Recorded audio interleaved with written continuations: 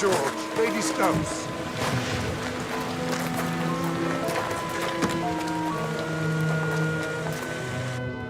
Good evening, Sir George. Good evening. I'm so thankful you're here at last. A shocking night. Hattie should get straight to bed or she'll catch a chill. Come along, my dear.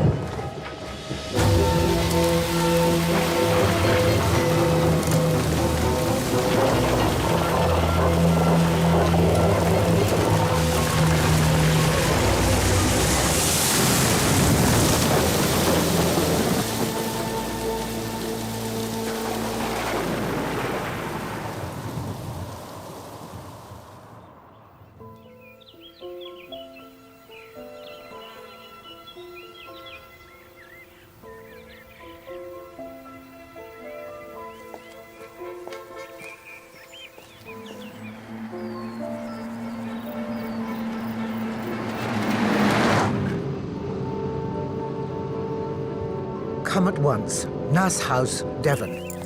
Need help. Urgent. Ariadne Oliver. You been here before, sir? No. Take the scenic route along the river, shall I? No, merci.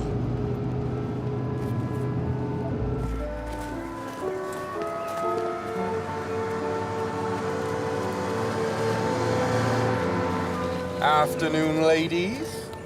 You don't mind, you, sir. Foreigners, see? Can't read a map. Buongiorno. Mamma, see.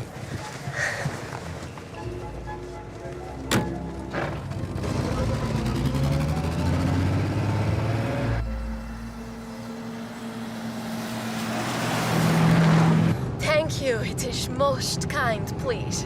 Grazie. Miles yet to the youth hostel? Oh, her is not speaks English. We met first time this morning on the platform at Exeter. And now we are big friends. We explore Devon together. I could show you a few beauty spots, if you like.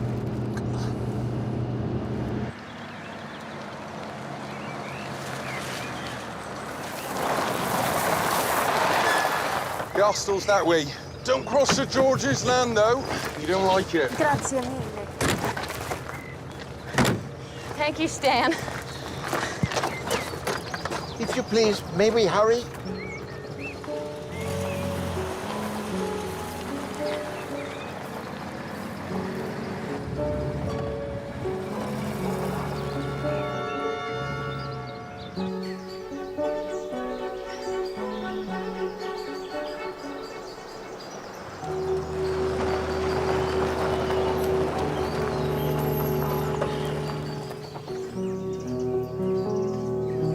Welcome to Nass, monsieur. I believe Mrs. Oliver to be down by the battery, sir, that way.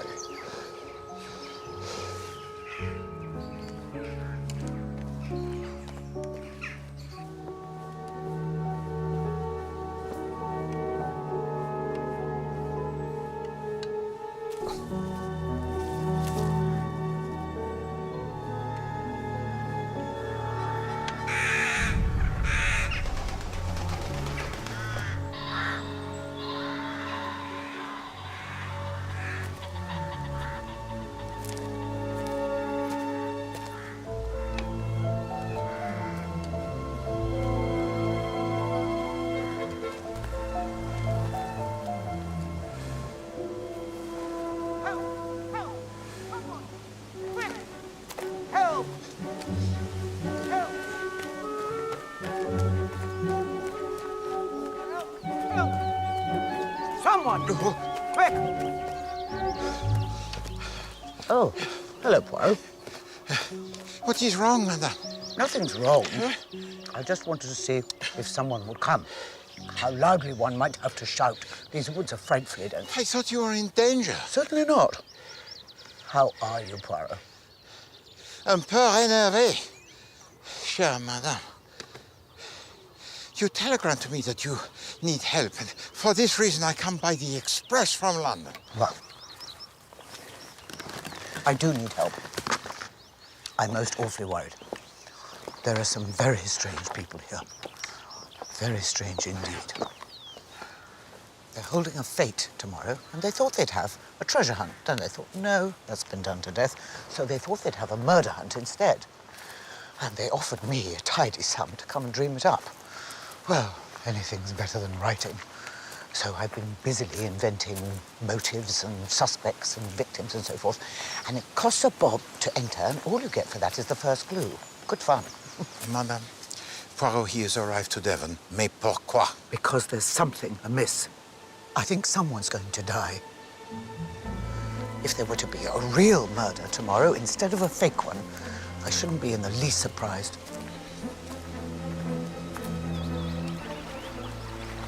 Whose idea was it, this murder hunt? The Warburtons, I think. Well, the owners of the property. No, that's Sir George Stubbs. Awfully rich and awfully common. Bought the place a year or so ago, along with his wife, who's outrageously beautiful, but as dumb as a fish.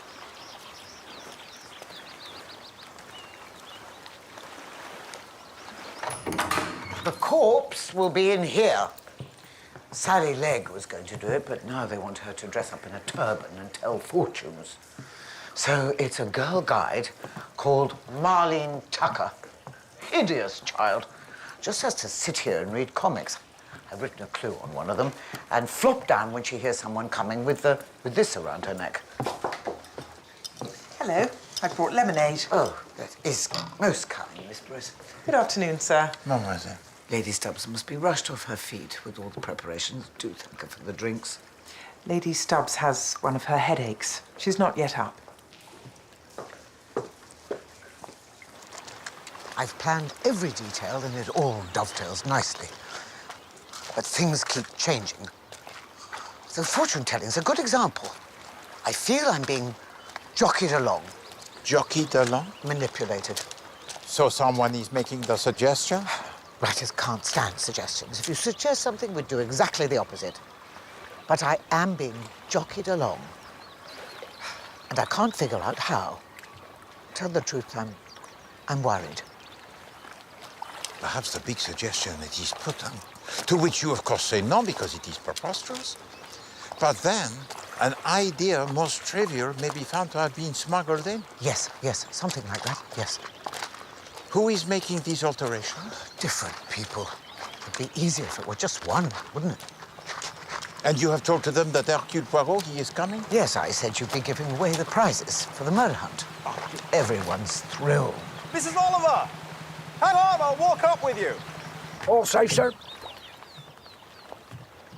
It's Michael Wayman, an architect. I'm meant to be designing a tennis pavilion. Do you know what he's asked for? A Chinese pagoda. Self-made men. Stinking with money, but with no taste whatsoever. For instance, look at this. It's quite nice, of its kind. Well, in keeping with the house. But these things are meant to be, what's the phrase? Situated on an eminence. And here's this poor little devil tucked away in the woods. Perhaps there wasn't anywhere else. What about the grassy bank by the house? It's perfect, but no. A tree comes down in a gale. Right as the self-made twerp will put the folly there. Tidy up the place. Look, it's only on a yard of concrete, subsiding already. These people are extraordinary.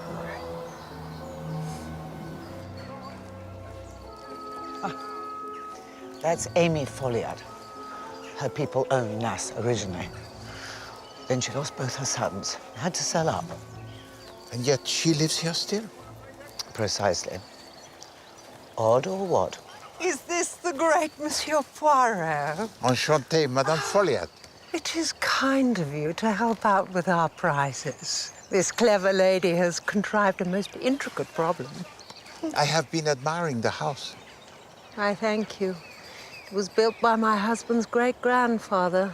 There was an Elizabethan manor before, but it burned down.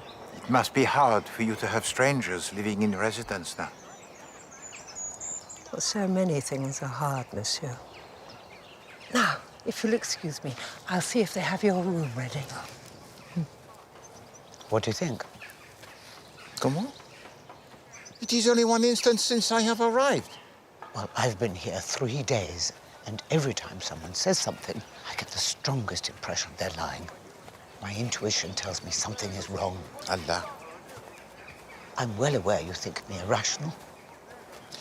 Madame, one calls things by different names, huh?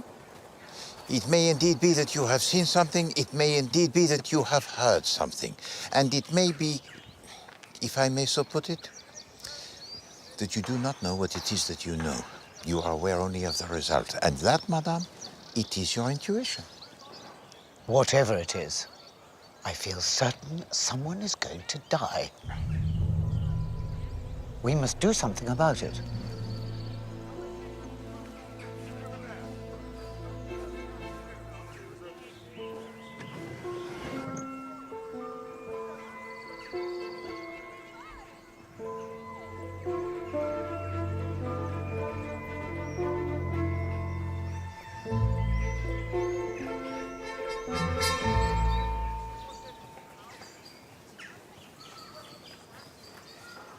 Poirot, is it?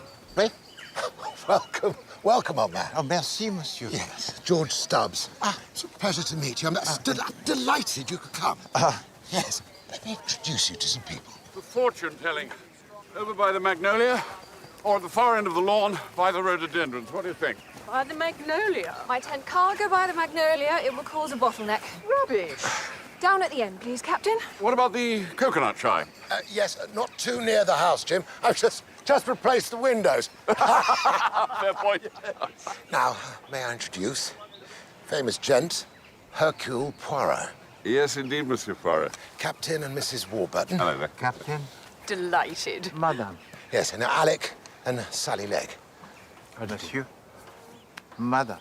We'll find you a job later on. Watch out, Poirot. Sally can make a man do anything, what? Yes. So come and meet the wife. Excuse me. Hattie. This is Mr. Poirot. It's our guest. Madame? Now, you chop nicely. Why, I go and locate some coconuts. Oh. Right. Do you mind if I sit down, madame? So much walking. Merci. It's pretty, isn't it? Très joli. It's an emerald. George gave it to me. He gives me lots of things.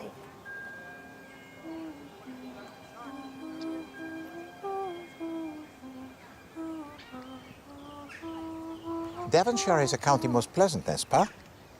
It is when it isn't raining, but there aren't any nightclubs. Ah bon, you like the nightclub?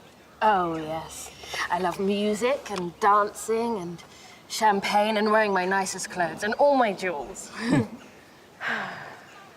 It's best to be rich, isn't it? Perhaps if I was not rich, I should look like her. Imagine. Tea, my lady. Tea is stupid. Perhaps our guest would like some Hattie. Shall I be mother? Is it going to be like Ascot tomorrow? I can wear a very big hat. Not quite like Ascot, dear. There's so much to do. You really should be helping out instead of staying in bed till after lunch. I've got a new dress. Oh, come and see.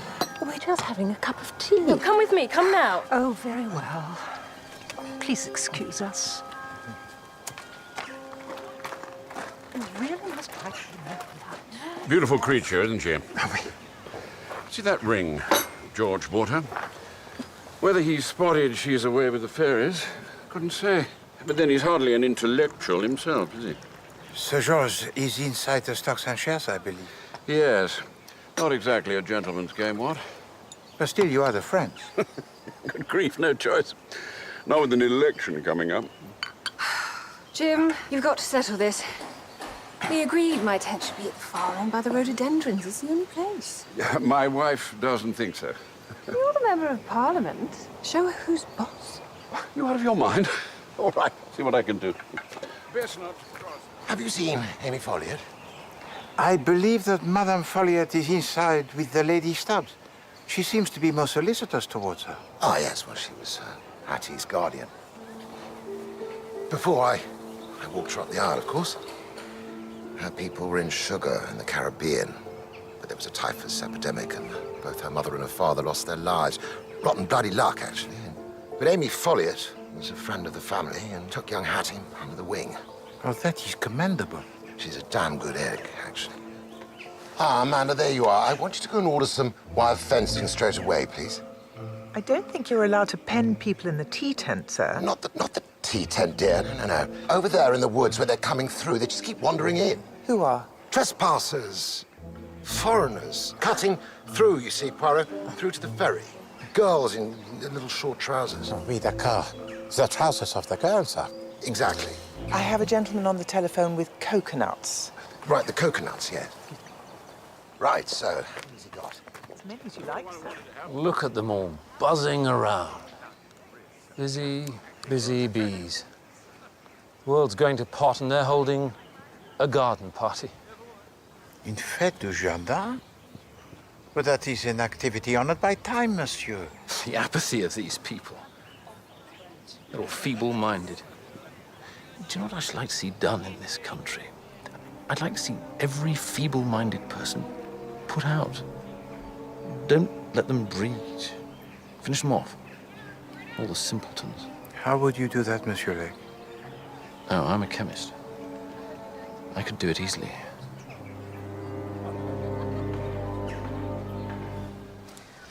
Any theories? Everybody seems to me to be completely normal. You're trying to be amusing. Perhaps that is not the right word. Lady Stubbs, it appears, is subnormal. Alec Legg, abnormal. Oh, he's all right. He's just having a nervous breakdown. But everyone seems in a state of agitation, which I believe is characteristic of the preparations for a fete in England. Mrs. Oliver, your corpse is here. Ah, hello, Marlene. Remember, a guide is honest, reliable, and can be trusted. Can you come and have a look at her costume? I was going to be stabbed. Now she says I'm going to be strangled. That's not fair. This gentleman knows all about murder. Why don't you ask him? Seen a lot of killings, have you? One or two, mademoiselle, oui. Any sex maniacs? I like sex maniacs. I've read about them. I do not think you would like to meet one. If someone leaves a woman's body in the woods with no clothes on, dead like, he's liable to be a sex maniac, isn't he? That would be an assumption most reasonable. That's what my granddad said. But he's daft, so no one believes him. Marlene, come and try your costume.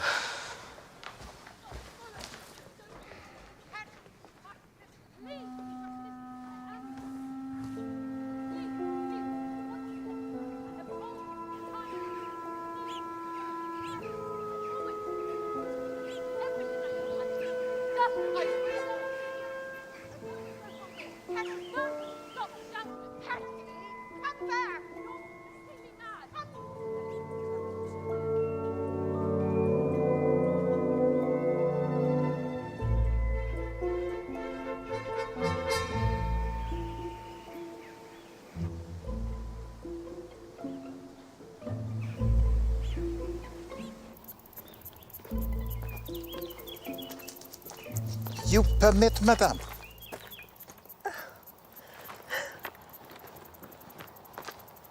I'm so sorry Hattie dragged me off earlier. It was rude of her. Lady Stubbs is a little, common on the capricious. Hattie is a dear, good child. Hmm? I know her very well, you see. Because she was once your ward. My husband died in Flanders. My elder son was killed on active service against the Pashtun.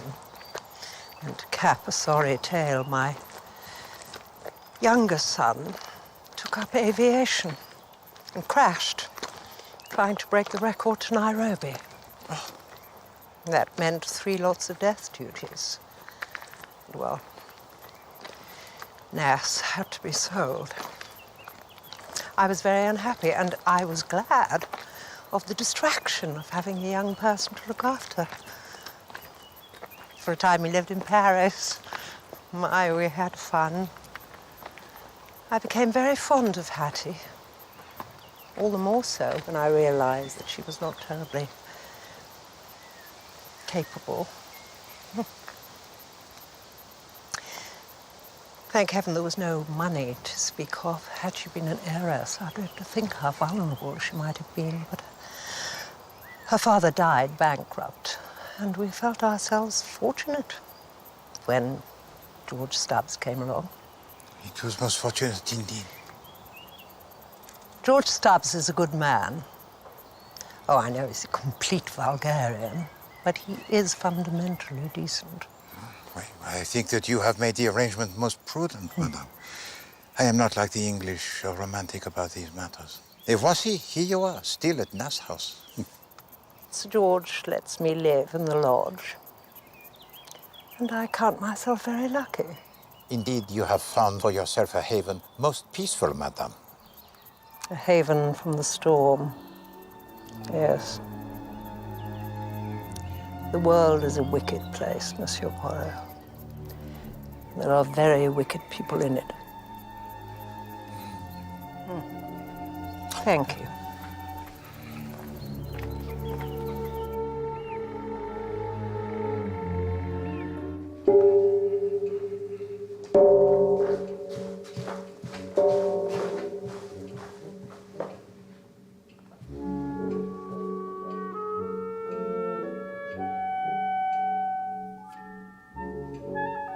What do you want me to put on this poster?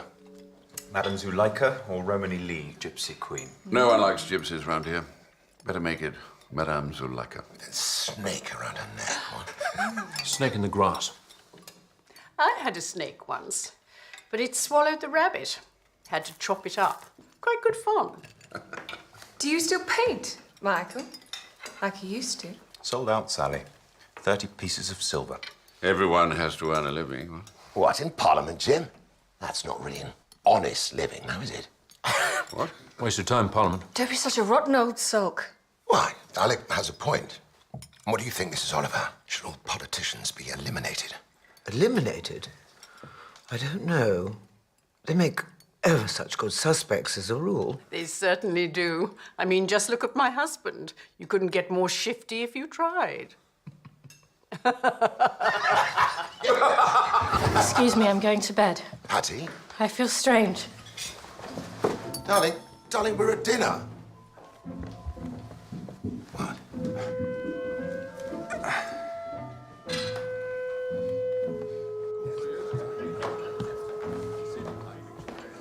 Oh, Lady Stubbs has gone early to bed? Malheureusement, oui. She suffers perhaps from the mental confusion. Oh, no. She knows exactly what she's doing.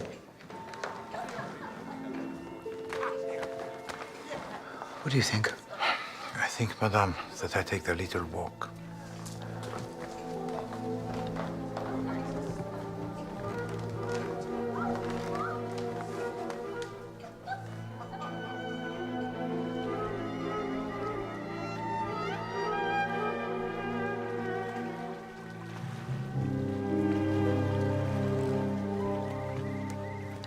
Monsieur? Do you want the ferry, sir? Oh, no. No, merci. I stay at Nass. Oh, 'tis up at Nass you are? Oui. I worked for the Follyats many a year. None of them left now, of course, except old Mum up at the lodge. Met her, have you? Madame Follier? Oui. Bad luck, her lad. Trouble with her husband, trouble with her sons.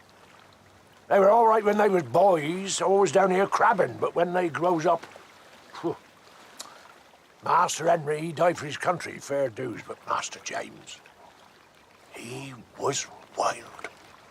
One of they as couldn't go straight, but he was vexing Master James.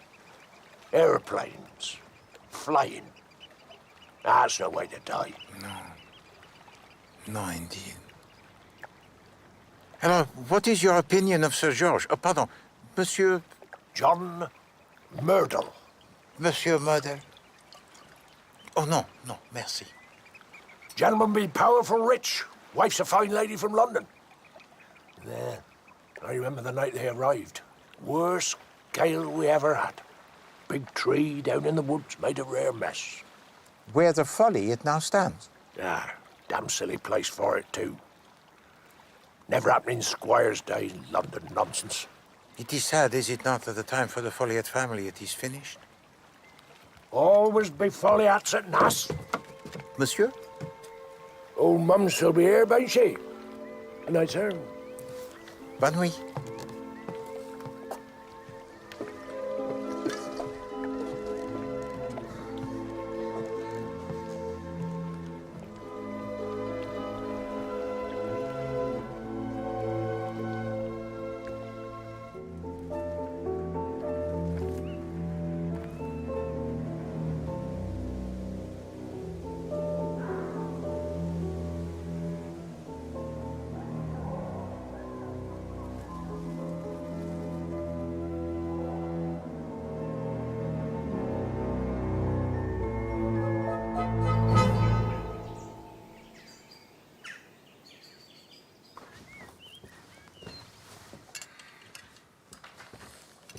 Now, here are some new ideas for the pagoda.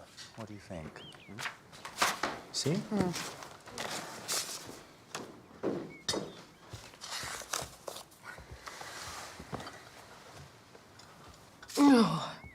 Oh, no. What is it, darling? It's from my cousin Etienne. He's coming here. He's coming in his yacht. Oh. No. Oh, may I see?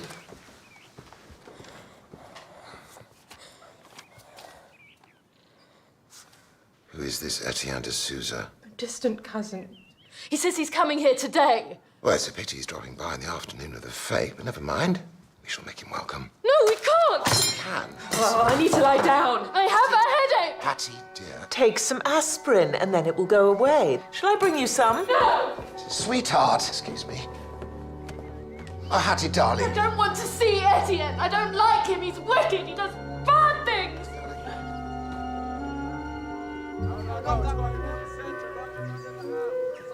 No, Rogers, put the urn on the left. Right, Mum. The left. On the left. Oh.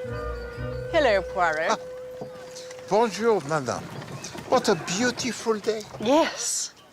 And isn't it nice to have Lass lived in again? We were all so afraid it would become an hotel. So many houses have.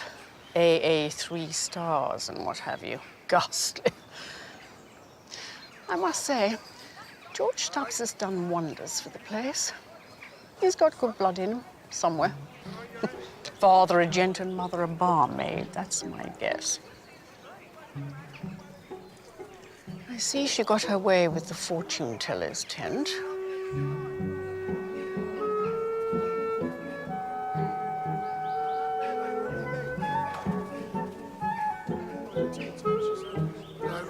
No. No, you're trespassing. You can't come through here. Do you understand? The youth hostel is that way. This is private land. Hop it. This won't do. Poirot, might I meet you in the study? What's that, Hattie? Yes, I'll shut it.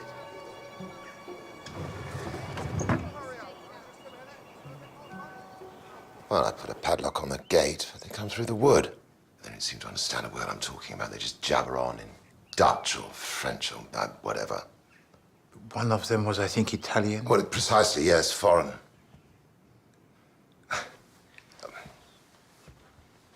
Poirot, will you answer me a question with the benefit of all your experience? Most certainly, monsieur, I will try. Is Michael Wayman after my wife? Monsieur? Oh, she's behaving damn oddly. All these headaches and this constant lying down, and every time I look at her, there's Michael bloody Wayman hovering nearby.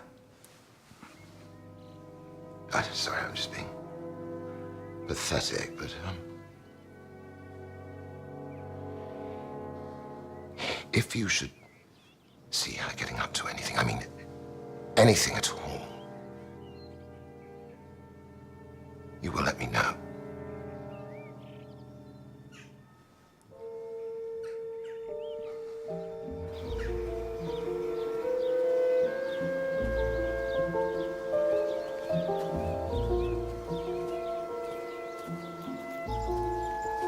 You look ridiculous.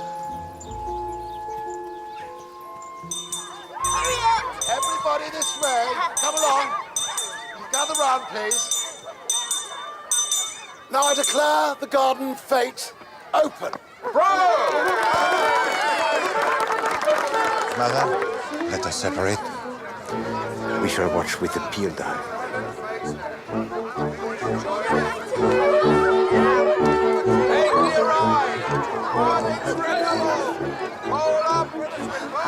Mr. and Mrs. Hopper. Yes, it's just like old times. Isn't it the greatest success? I've restocked with floribundas. Just one small bomb would do it.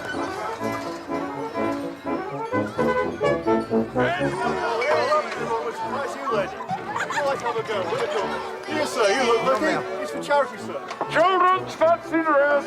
Form up, please. Hold the fire. You've won. Well done. Congratulations, sir. Here's the first clue. It's a photograph. Work out what it is, and you'll get the second clue. Good luck.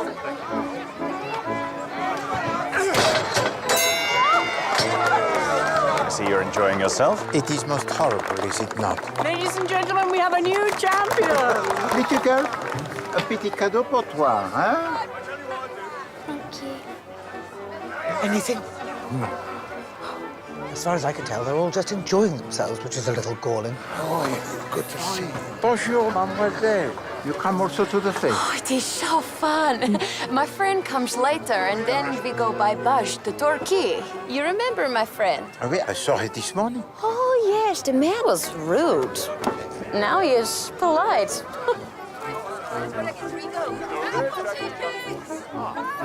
Ah, Mademoiselle Bruce. Someone's made a speedy recovery.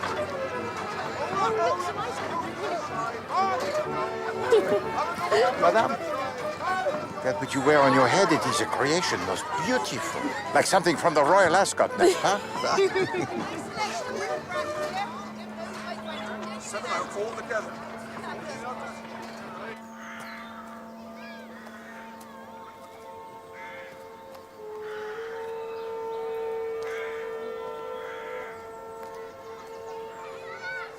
You will make a long journey, possibly by train. I see a luxurious train. And great riches will be yours at the end of your quest. Madame Oliver told me that originally you were to be the victim, but that you had been snatched from her by the occult. I wish I was the body. Oh, this was exhausting. Is it 4 o'clock yet? I want my tea.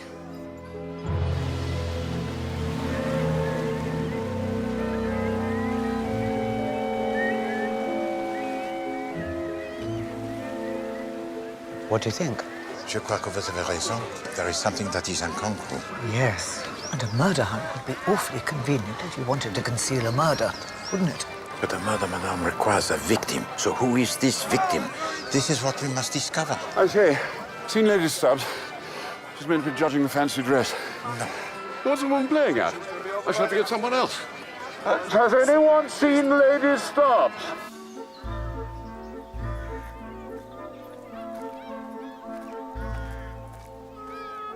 Sally.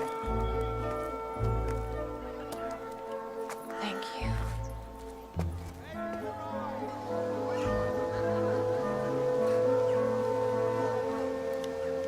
Excuse me. Is this the house of Sir George Stubbs? Oui, d'accord. I am Etienne de Souza. Ah, enchanté, monsieur. I am Hercule Poirot. To Sousa, is it? George Stubbs. Good day to you. Yes, it's a jolly busy one, actually. You know, welcome to Nass, and delighted to meet you. My cousin Hattie is here? Yes, yes. Yes, she is. You will dine with us this evening, I hope. Can we put you up? I will sleep on my yacht, the Esperance. Now, where the devil is my wife? You hang on here, and I'll be straight back. So it is some time since last you saw your cousin? I have not seen her since she was 14 years old. Ah. Then her parents sadly died, and she was sent abroad. As a child, she promised to have good looks. She is a woman most beautiful, monsieur. And That is her husband. Lady Stubbs, have you seen Lady Stubbs? Have you seen my wife, Lady Stubbs? Has anyone seen Lady Stubbs? Seen Lady Stubbs, have you? Big hat and the sunglasses. She seems to have completely disappeared. I feel certain someone is going to die. Lady Stubbs? No. I saw her last at Gareth's Rail. The world is a wicked place, Monsieur Poirot. Have you seen Lady Stubbs? Hattie!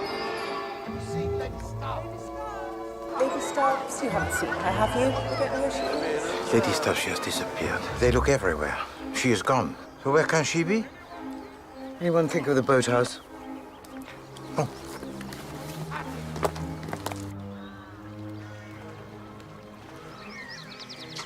It's locked.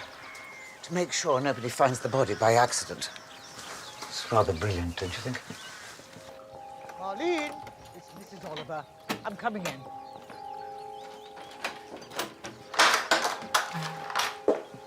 Marlene, you can get up. It's only me. Marlene? Marlene?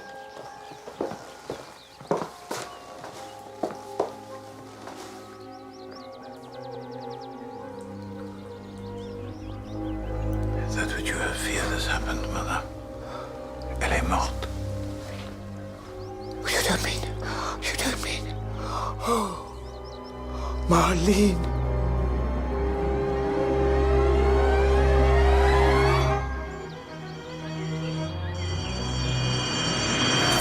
Marlene Tucker, local girl. Garroted with a length of rope. Doctor says she's still warm. Dead no more than an hour. So the killer isn't far away. I dare say. But who'd want to murder a 14-year-old child? Johnny goes with Kate. Georgie pinches hikers in the wood. So George Stubbs. I'll need a room, sir. And I want to question both yourself and Lady Stubbs, I'm afraid. Yes, of course, but my wife seems to have disappeared from view. We'll find her eventually, but I doubt she'll be much help. I feel awful. Put that in capital letters. Awful. Because, you see, it's my murder. I organized it. I don't usually drink, but Poirot gave me this for the shock. Did you say Poirot? I don't suppose you remember me, Monsieur Poirot? Most assuredly.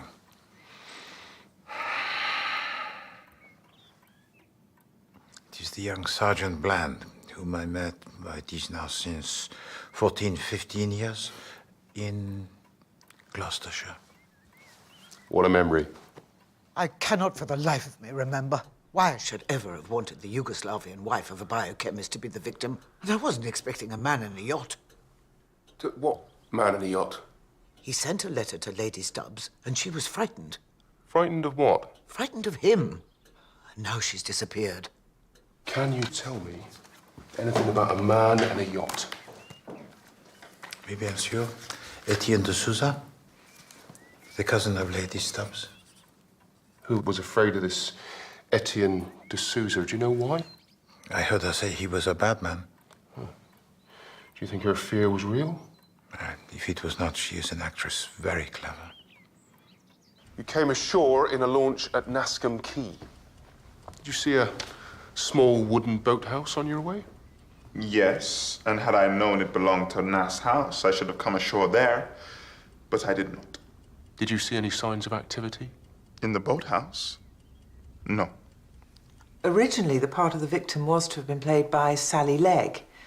But one evening, Sally told all our fortunes, and she was thought to be strikingly good at it. Someone suggested one of the girl guides could be the corpse instead, so Sally became Madame Zuleika. Was Marlene Tucker happy to be the victim? Oh, she was thrilled. I noticed a plate and a glass. Yes, she had some jam tarts and a fruit drink. I took the tray down myself. Lady Stubbs asked me to. Right. What time exactly? Oh, let's see. I'd say about 4:15. Where were you between 4:15 and 5 o'clock? How do you pin it down so exactly? Miss Brewis saw Marlene at 4:15. Lady Stubbs asked her to take down some food and drink to the boathouse. Well, Lady Stubbs asked her to do that. Hardly think so. Lady Stubbs's mind revolves entirely around herself. Marlene could die of malnutrition, for all she'd care. At 4:15, Marlene Tucker was alive and well. Oh, yes. I called out and she opened the door. She was fine. Moronic, but fine. Do you enjoy working for Sir George? I can't imagine doing anything else. Now, you listen here, lad. Now, you simply got to do something. My wife has been missing for 2 hours. I am going half mad with worry. I've got men looking into it. We do have a murder to deal with, sir. Well, let's hope it's not 2, then. This is a murder investigation. So, would you answer my question, please, sir? Where were you this afternoon? I went to the pub, across the river. Working for these lunatics has driven me to drink. How well do you know your cousin? My second cousin. I don't know her well. And yet you just thought you'd pay her a surprise visit. Hardly a surprise visit, Inspector. I wrote to her 3 weeks ago from St. Malo. I said I hope to arrive in Nascombe around about today. It is hard to be specific on a sailboat. Did she reply? To be frank with you, gentlemen, I don't think Cousin Hattie has the mental capacity for writing letters, though I understand she has grown into a lovely woman. Hadn't you seen her? No, I have not. Where is she? She's probably just gone for a walk. She's a grown woman. Rather a helpless one, by all accounts. Yes, when she wants to be. Tell me everything you know about Lady Stubbs. How would you describe her? I describe her as ornamental, like a trefoil or a croquet, pretty, but useless. Backward? Backward? No. Cunning little minx. She didn't leave by boat. The road was closed. I reckon she's still on the property somewhere, sir. Why? Nothing to stop her hopping across a fence and making off across country. Madam was wearing a bias-cut chiffon dress with double rouleau straps, whatever that is, a large red hat and shoes with 3-inch heels. I don't think she'll be doing no cross-country run. Well, she could have changed her clothes. Her maid says nothing's missing. No suitcase packed, nothing.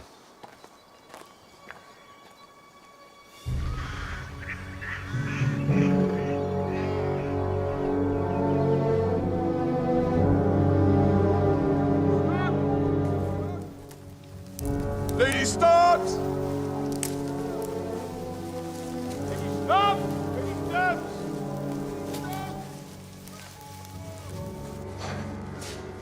Hoskins, stand the men down.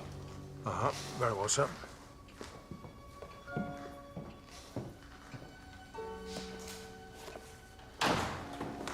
Inspector Bland. Poirot, he should have prevented the murder of Marlene Tucker.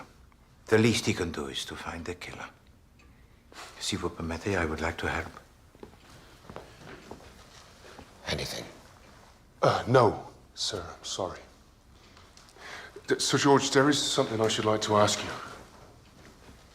Did your wife receive a letter from Mr. de Souza 3 weeks ago saying he was coming to this country? No, we only heard the man was arriving this morning. Well, why does she dread seeing him so much? Why? Blessed if I know. Monsieur, exactly what did she say? She said he kills people. Well, she couldn't actually say who de Souza was supposed to have killed, or where, or why. You know, but don't tell me he arrives here off his yacht and immediately strangles a girl in my boathouse. It doesn't make any sense. Sir George, the door to the boathouse, it has the Yale lock, oui? Yeah. So no one may enter without a key?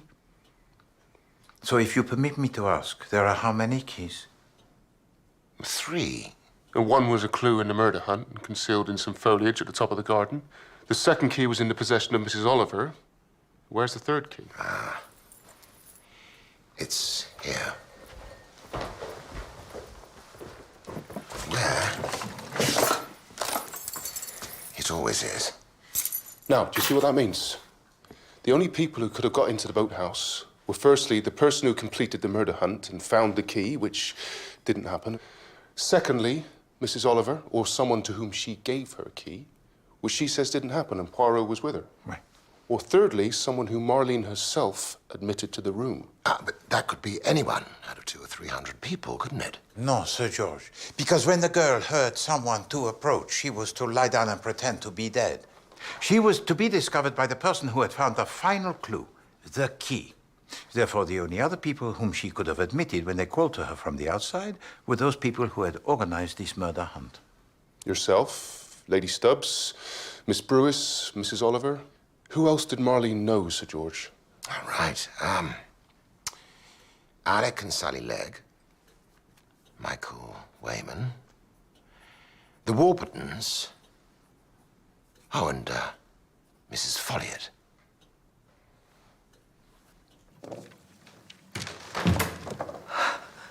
Sorry.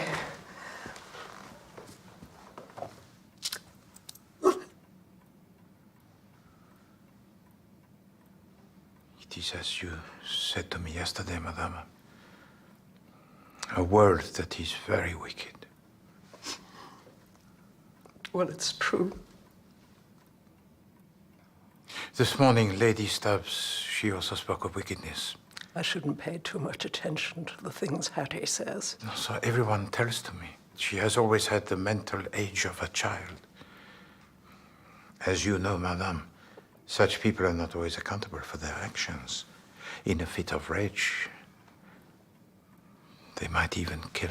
No! Hattie was a gentle, warm-hearted girl. She would never have killed anyone, never! Then can you think who might have killed Marlene Tucker? No, I can't.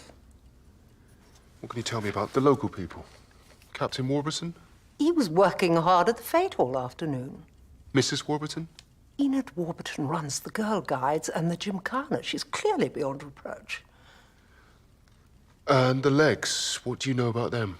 They're just holidaying here. Madame Legg, she is a lady most attractive, n'est-ce pas? Vivacious. Oui. Is it possible, do you think, that at any time Sir George Stubbs felt the attractions to Madame Legg? Good heavens, no. Sir George is extremely fond of his wife. Was it you or Lady Stubbs who asked Miss Brewis to take jam tarts down to the girl in the boathouse? Goodness, all these questions. I remember Miss Brewis collecting some cakes, but I don't recall that anyone asked her to do so. You were serving in the tea tent between 4 o'clock and 5 o'clock. I believe Mrs. Legg came in there at that time for a tea? No, she didn't. She was dressed as Madame Zuleika, remember? She never set foot in the tea tent. Sorry it's so late, Mrs. Legg. Please, tell me when you last saw Lady Stubbs. I think when I came out of my tent to go and have tea. I remember a hat. Massive, wasn't it? When did you take your tea? 4 o'clock. In the tea tent? Was it crowded? Yes, awfully. Coach party from Torquay. Did you see anyone you knew there? Not a soul.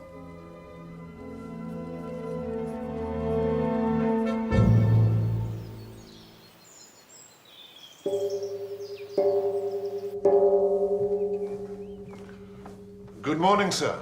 Bonjour. Is there any sign of Lady Stubbs? No, I do not believe so. Oh, Monsieur Hendon, tell to me, if you please. For how long a time have you been here, the butler? Just over a 12-month, sir. Bon. Merci. There's an invitation from the Lord Lieutenant of the county. Sir? And Hodgson's written about the state of the milking shed. Damn the milking sheds to hell! Where is my wife? Women just don't disappear, do they?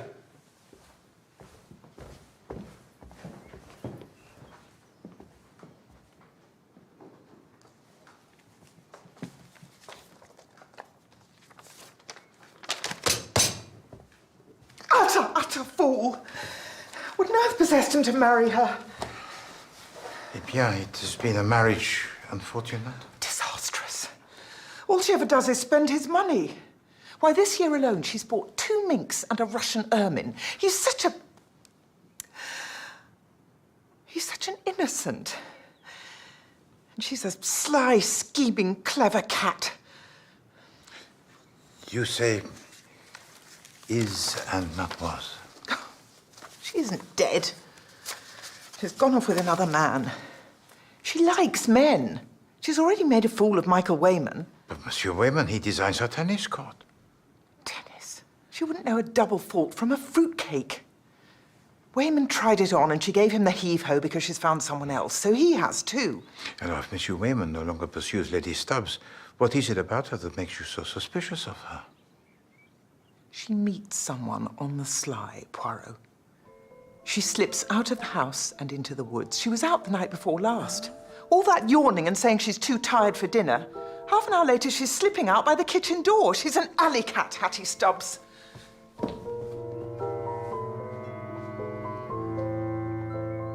It's an unpleasant thing to have to face, but I'd say we've some kind of psychological lunatic wandering freely in Devon. He won't be local.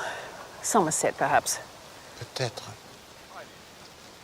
And therefore, a question, if you please. How is it possible for a strange man to have gained access into the boathouse? Easy.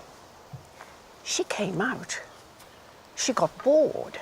Girls do, trust me. The most likely thing is that Marlene saw Hattie Stubbs being murdered, so she had to be disposed of too. Crush her windpipe, drag her back inside, flick the ale. Easy. Well, Sir George Stubbs believes that his wife, she is still alive? Men will believe anything. Look, I like George Stubbs.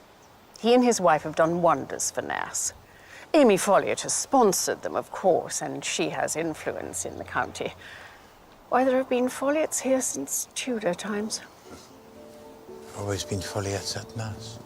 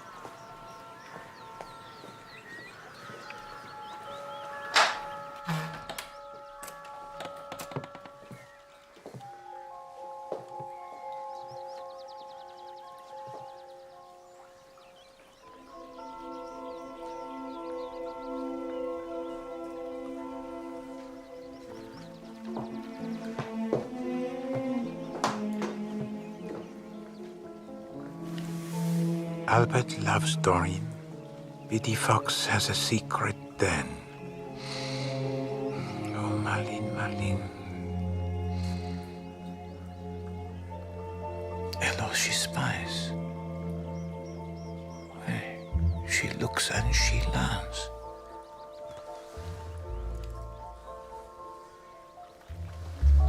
But something it is not on point.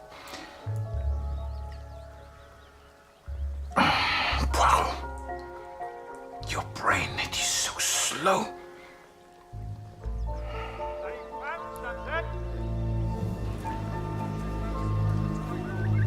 Is it hers? Let me see. Oh, Christ, it's a hat. Where is she? Where's my wife? I don't think we'll find her here. I tell you where you will find her, where you're too bloody stupid to have looked before. And where's that, sir? On that fellow's yacht, that Etienne de Souza. Damn coincidence, isn't it? I mean, he turns up and all bloody hell breaks loose.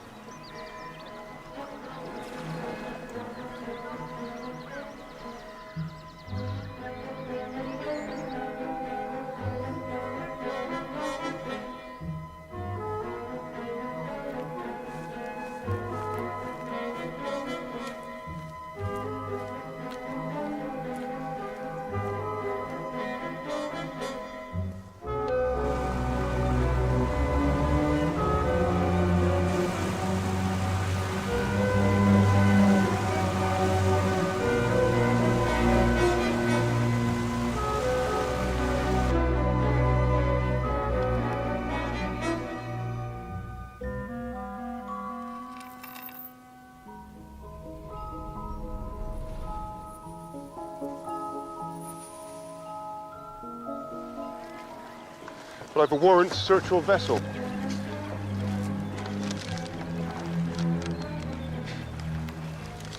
Do you think I'm hiding my little cousin on board? I don't think anything, sir. Rather as I suspected.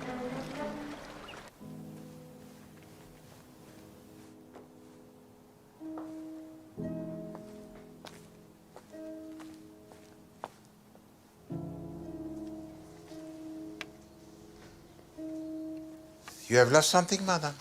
Oh, you made me jump. Yes, I have. Or must one rendezvous when one can? I don't know what you mean. Poirot is not a husband, alas, but he knows that they can be jealous. I doubt mine is. I hoped, when I came down here, that everything would get better. But it hasn't. Alex just... well... he's still Alec. I don't want to live like this. No. Have a look here, sir. Got something? Yes, sir. This is the jacket the gentleman was wearing yesterday. And look what I found in the pocket. What is it? It is the ring worn by Lady Stubbs at the time of her disappearance. It matches Sir George's description. How do you come to have this, Mr. de Souza? I've no idea. I've never seen it before. Well, maybe you have, maybe you haven't, but it's grounds enough for me to arrest you. For what, may I ask? For being foreign? For the murder of Harriet Stubbs. For the... You have no proof at all. This is meant to be a civilized country. We like to think so, sir. Hoskins. Is this what you were looking for, madam? Oh, yes. Thank you, Monsieur Poirot. I must have dropped it.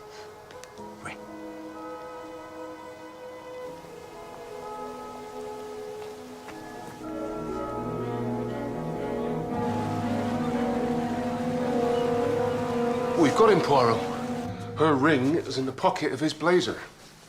With that and all the hearsay evidence, I reckon I can get a conviction. For the murder of Lady Stubbs, whose body has never been found? Well, it was dumped in the river. Floated out to sea. It'll turn up in time. No, I'm sure she was killed here at Nass.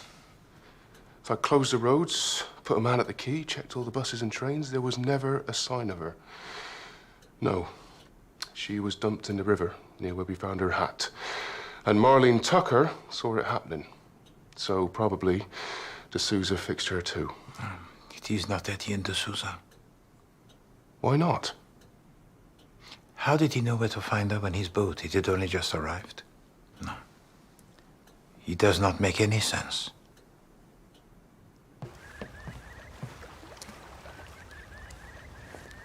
Bonjour, Monsieur Model. Do we want the ferry, sir? Non, merci. I return today to London. Poor fella. Why must he do that? Because Poirot, he has failed. Because Poirot is an imbecile.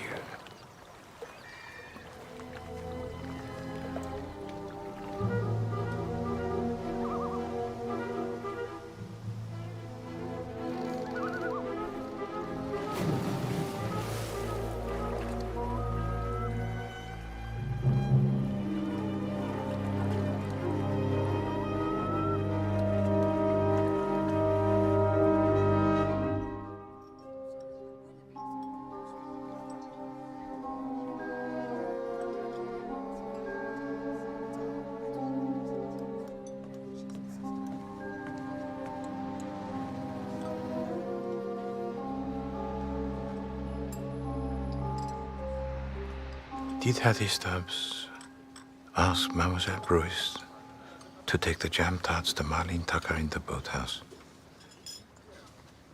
If not, why does she say that she did? Is it possible that Mademoiselle Bruce found Marlene Tucker already dead? In which case, why does she not report this? She is a woman most sensible. Unless she killed her, of course. No, pas de motif. Why did Etienne de Souza lie about writing to his cousin 3 weeks before his arrival at Nassau House? Is it perhaps an attempt to make his visit to appear natural or expected? Certainement, Sir George receives him amicably, although he does not know him. Attendez. Sir George does not know Etienne de Souza, huh?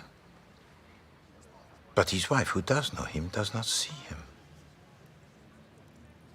So is it conceivable that the Etienne de Souza who arrives at the fete is not the real Etienne de Souza?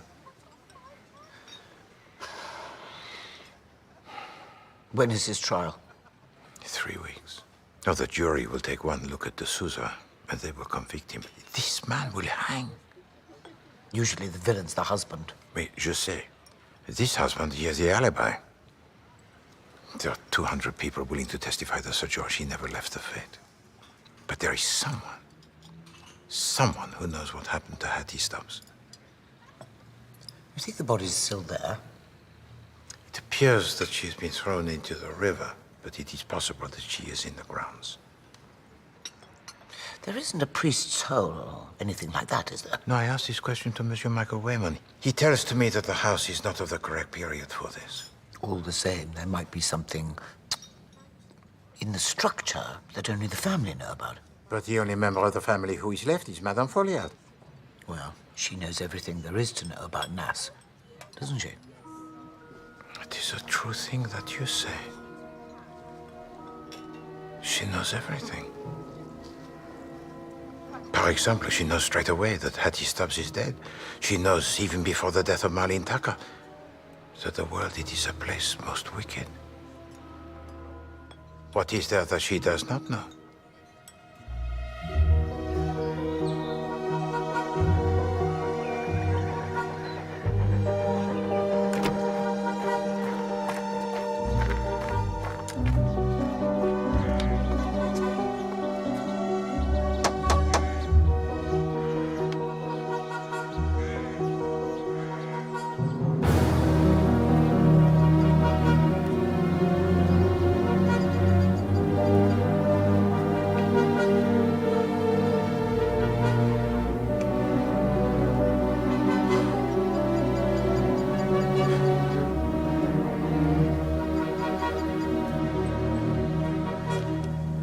Monsieur Legge?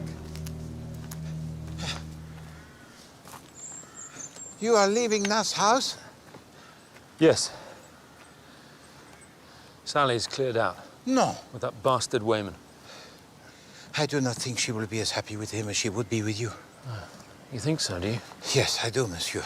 And shall I tell you what else I think? I think that your opinions so extreme have made you impossible to live with. Your wife, Sally Legge, she is a woman of loyalty, but you have pushed her too hard, monsieur. You are a man who is very lonely, very desperate. And if you had told to your wife, Madame Sally, just how you were so lonely and how you were so desperate, she would never have left you for Michael Wayman. You don't know how right you are. Wait. I've been an absolute dummy. Wait. It's politics, eh, Poirot? It's hardly worth losing your wife for. No, I do not think they are, monsieur. No. What should I do? I think what you should do, monsieur, is to find Madame Sally, but immediately. Ask her to forgive you and beg her to come back. And Hercule Poirot, he is always right, monsieur. Do you know, I think I will. Bon. And I'll go to the bloody Chelsea Arts Club, and I'll get hold of Michael Wayman, and I'll throttle the ponce with his ridiculous tie. Bon. And if you please, Monsieur Legge, do not actually kill him, huh?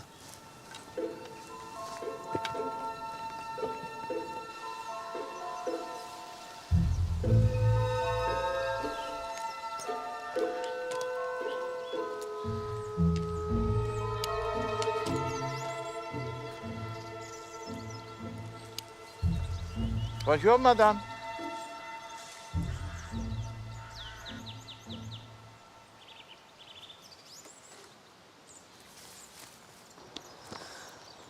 I feel very sorry for George. The strain has been very great. So George still believes that his wife, she is alive.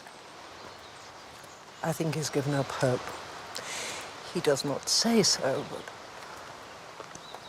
Of course, I've hardly seen him lately. He spends most of his time in London. He's drinking too much. I am very tired, Monsieur Poirot. I have not much to live for. But you have your home. Monsieur, I am grateful to George Stubbs for renting me the lodge, but I do rent it. I pay him a yearly sum for it, with a right to walk in the grounds.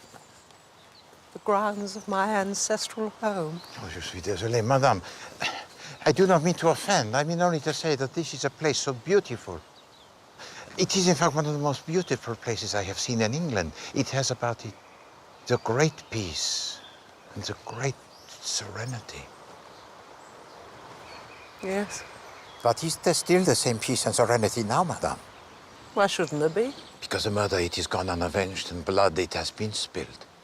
And here is the smell of it, the reek of it, drifting across the lawn on the breeze. I think that is quite enough. Madame, until the curse is lifted, there will be no peace at Nass. You know this is true. And you know a great deal, perhaps everything about the murder. You know who killed the girl. You know why. You know who killed Hattie Stubbs. And you know perhaps where the body yet now lies. I have only my suspicions. And to speak out on mere suspicion would be wrong. Wicked. As wicked as what was done here, it is now since 5 weeks. As wicked as the killing of a girl who is only 14 years of age. Don't talk about it. It's over and done. It's finished. No, madame, it is never finished with a murder. Jamais.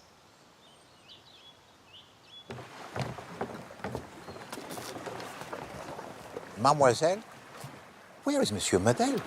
Grandad? He's dead. Grandad? So Monsieur Medel was your grandfather? Hello, your grandfather, he was very old, huh? He didn't die because he was old. He died because he was drunk. He slipped when getting off the boat one night and fell in. Washed up 2 days later at Helmouth. How do you call yourself? Gertie Tucker. A relation to Marlene Tucker? Her was my sister. So Monsieur Medel was her grandfather also? He got cross at her when she got the makeup. The makeup, Gertie? Loads of lipstick she had. And scent. Hid 'em in her knicker drawer. Lovely they was. Tell to me, Gertie, how did Marlene get the money to buy these things? Heard see goings on in the woods. Marlene will promise not to tell, and they give her money. But who would give her money?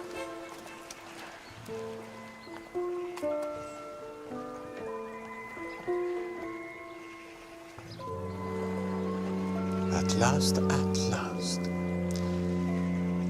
Poirot, he begins to see.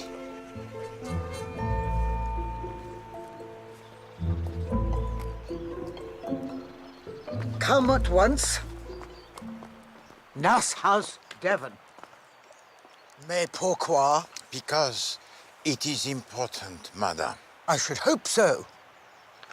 I was due to give a talk. That's why I'm dressed in this ridiculous outfit. Instead, I ran for the express train.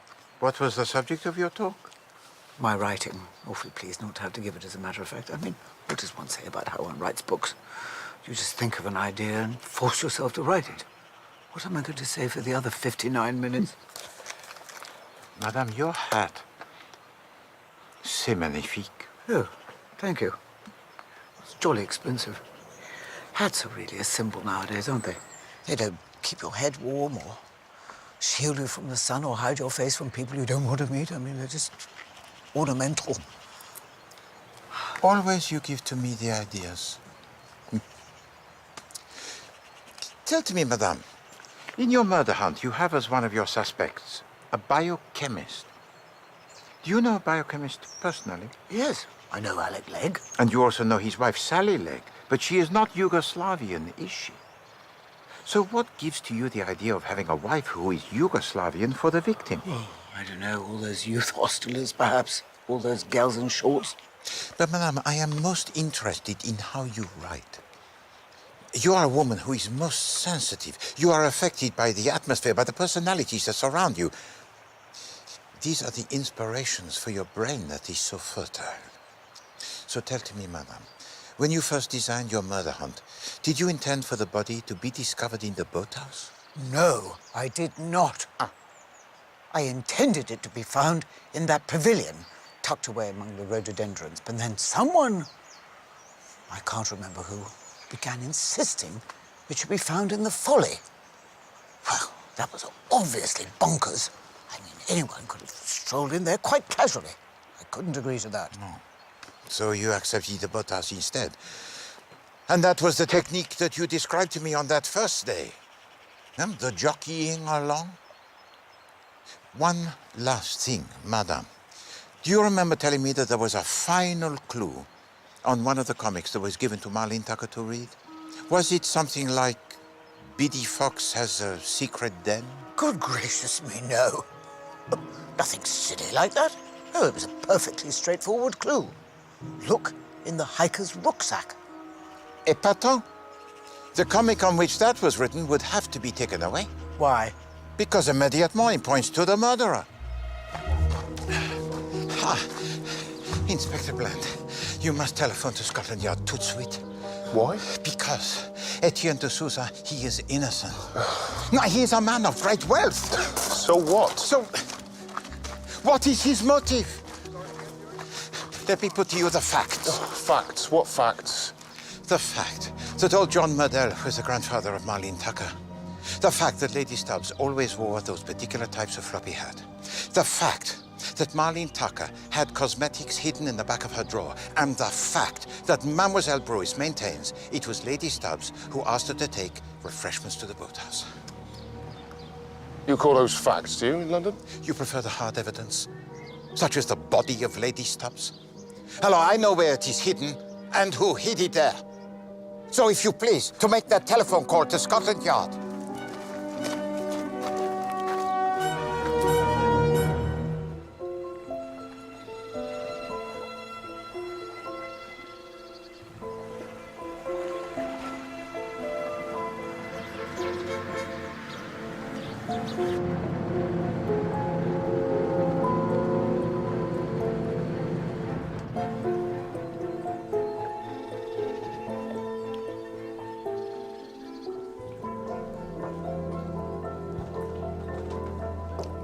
Why did you ask me to come here? I think that you know, madame.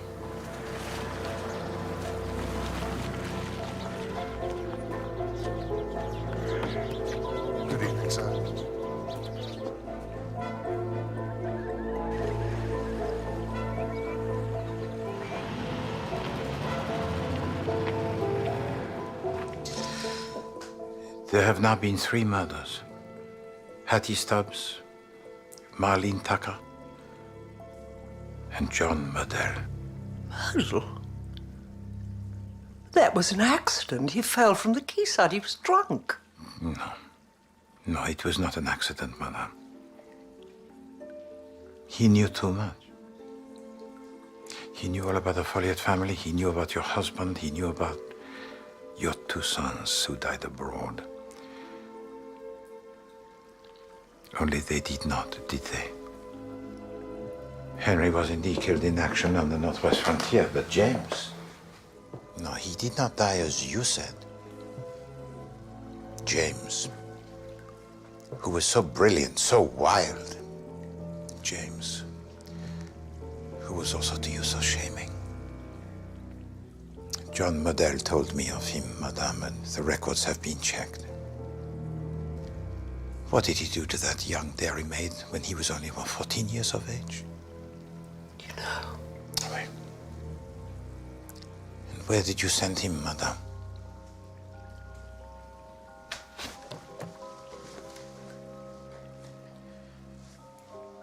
South Africa. Wait. You said you never saw him again.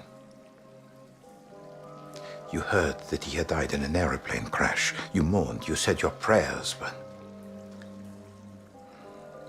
What then has happened, madame? He came back. Why? Because your son, he made a pretense of his own death. And then you learned that he is pursued by the police in several countries. And you agree, and he must have been so persuasive, you agree to give him one more chance. Just one.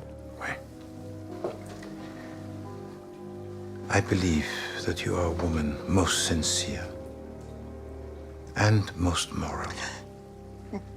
And I believe that it was from the best of your intentions that you did everything you could to give to your son, who was wayward, a new life. At that time, you had in your charge a young girl who was sadly subnormal. Oh, but she was rich, so rich. She was worth a fortune. But you gave it out that her parents had lost all their money, and you were advising her to marry a man who was wealthy and several years older than herself. And who could disbelieve you? Your lawyers in Paris, where you were living at that time, handled everything. And Hattie Stubbs, when she came of age, would sign whatever you put in front of her. And so in the end, Sir George Stubbs, the new identity assumed by your son James, became a man who was very rich, rich enough to buy Nass House. And there your plans, they ended, eh, madame? Your son, he was a wealthy man. He had his ancestral home. And Hattie Stubbs, well, you could take care of her. Ça marche. I never dreamed. No, you never dreamed that your son, James, he was already married. He was married to a girl he met in Trieste. A girl of the criminal underworld who is determined not to be parted from your son. He's a wicked, wicked creature. But your Hattie knew no one in England. Good evening, Hattie. Come along, my dear. When they arrived back at Nass House after their marriage, all of the servants who were new, including the butler, barely caught sight of her that first evening. And the following morning, the woman that they met was not Hattie Stubbs, no, but this Italian. Made up to look like Hattie, behaving as Hattie, but Hattie, the real Hattie, was dead. She was killed the first evening she arrived here by your son. Oui, by your son, madame. James Follier. This plan, it was so clever. The false Hattie Stubbs over the years would respond to treatment. She would get better and better and make the full recovery. But this Italian did not convince Mademoiselle Bruce. I have a headache! Who was herself in love with Sir George. But then something unforeseen occurs. A cousin of Hattie, Etienne de Souza writes to her a telegram Oh, no. telling her that he is visiting England on a yachting trip. Is it, darling? Alors, he would not be deceived by an impostor. Ain't he strange, is it not? That although the thought it did cross my mind that this Etienne de Souza may not be Etienne de Souza, it never occurred to Poirot that Hattie Stubbs was not Hattie Stubbs. And there was a further complication. John Model used to... what is the word? Chatter to his granddaughter, Marlene Tucker.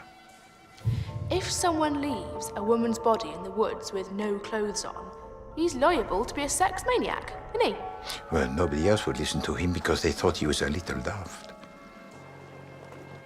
But he told to his granddaughter Marlene that Sir George was in fact Master James. Alors, Marlene Tucker, she blackmailed Sir George for her silence. But in so doing, she signs her death warrant. They arrange it so that Marlene Tucker is killed and Hattie Stubbs goes missing. In such a way, the suspicion it is thrown onto her cousin Etienne de Souza. Hence the references to him being a man most wicked. Delighted to meet you, Master. And Sir George, he plants the evidence.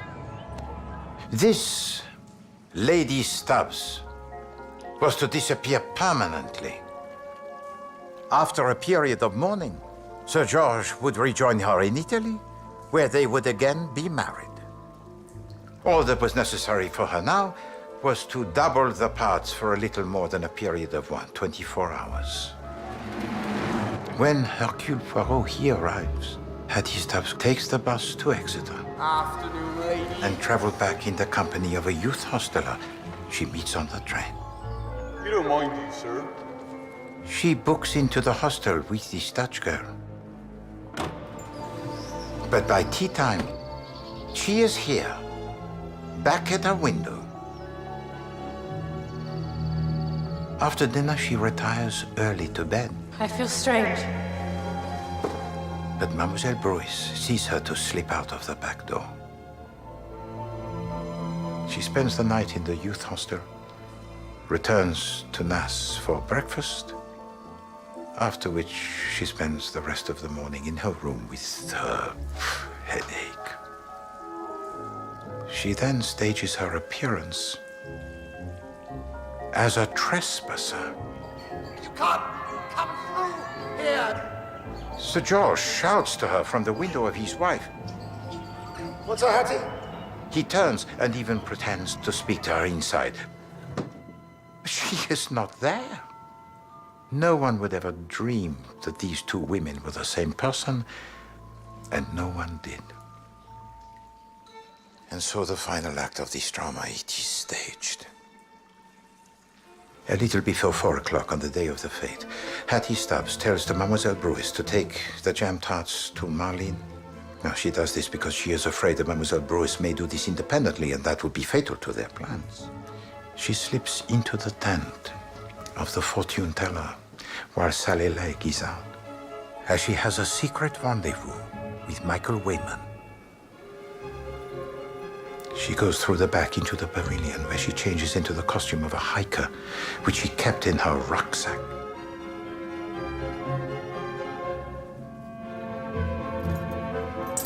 Poirot, he has found the buckle from the strap. And that is why the pavilion was not used for the murder hunt.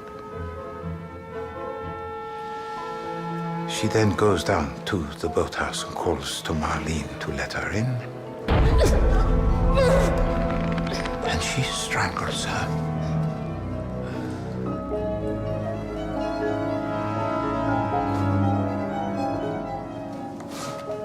She leaves her big floppy hat by the riverside and hastily joins her Dutch friend on the lawn. A little before 5, they take the bus to Torquay, and a little after 5, the police, they arrive. Where she is now, I do not know. But I am convinced that the police, they will find her. Remember, madame, that before they were not looking for an Italian confidence trickster. No. They were looking for Hattie. Simple, subnormal, and dead. And this you have always known, madame.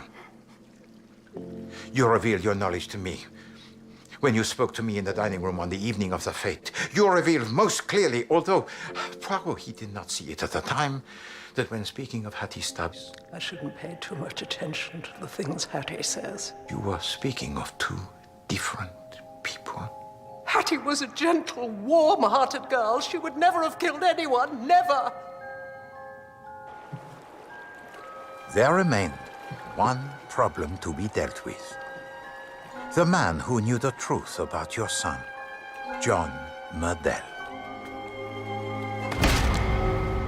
His death is made to look like an accident, as if he had fallen into the water while he was drunk. But in fact, it was murder, madame. Murder committed by your son, James Follyr. Hello, if you please to come with me, madame.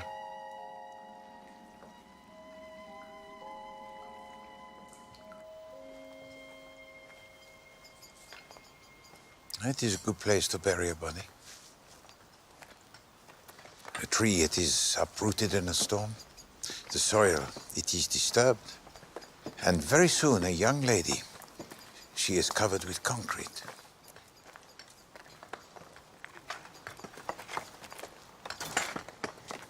And on the concrete, a folly, it is built. The folly of the owner of Nass. Monsieur Poirot, I will face my punishment, I assure you of that. But before I do, will you give me a few moments with my son? As a courtesy to an old lady. As a courtesy from an old gentleman, madame. I will allow it. Bless you. Right, let's bring in Sir George. If you please to wait. I have allowed to Madame Follyr a few moments. You've no authority to do that. Dommage. It is done.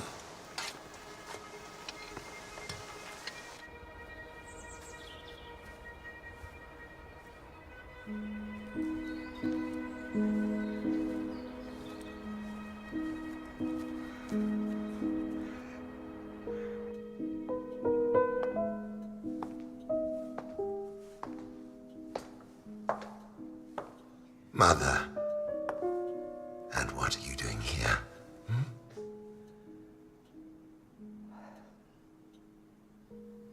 They're digging up the folly. You know what they will find.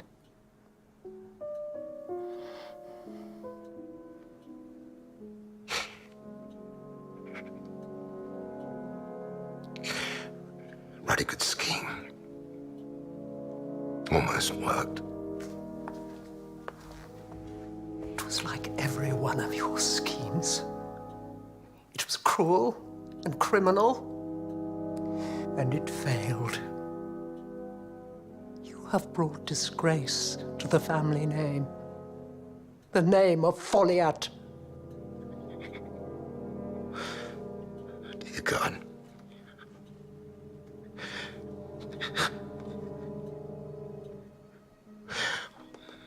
What am I to do?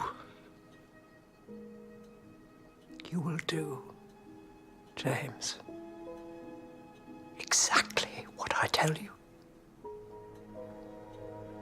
For once, just for once, you will obey your mother.